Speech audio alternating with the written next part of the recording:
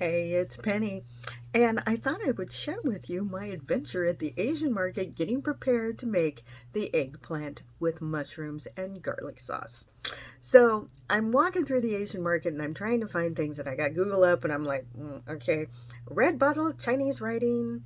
Let's see if we can find that wine. Okay. And I'm looking around, and it reminded me of something that happened years and years and years and years and years ago. I was fresh out of college and I was working on a product development job where we were trying to get the Japanese bread making machines to work with American ingredients.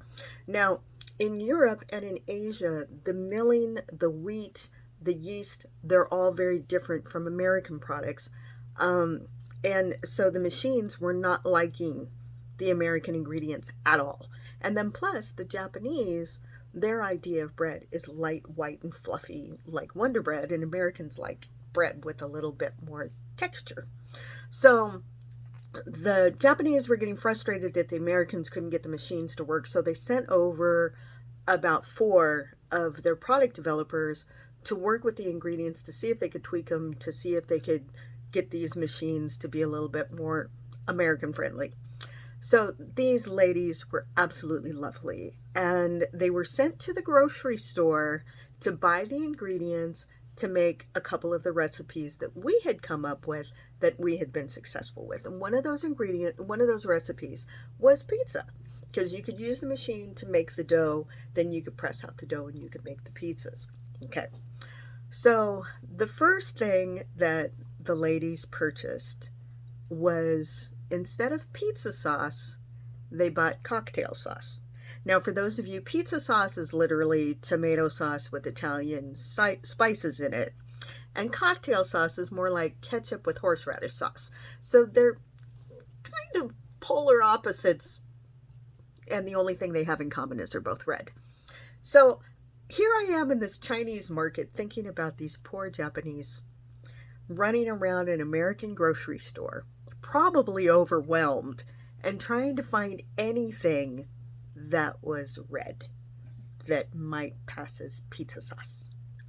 And this is how I'm feeling in soy sauce land when I'm trying to find the dark soy sauce. I already had tamari, which is a substitute, and I knew I had that in my back pocket, but I was still looking for the dark soy sauce.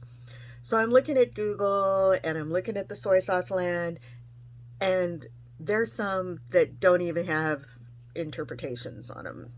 Most of them are bilingual labeled. But I'm like, and I'm thinking of this poor Japanese girl running around an American grocery store trying to find pizza sauce. And she came home with cocktail sauce. And I'm thinking to myself, I'm wondering if I'm buying the Chinese equivalent of cocktail sauce. Well, I did compare what I purchased and what I have on hand with what was presented in the video. I think I'm pretty close, but I'm going to give it a shot tomorrow, and y'all just going to have to wait and see how it turns out, because I'm kind of curious too how it's going to turn out.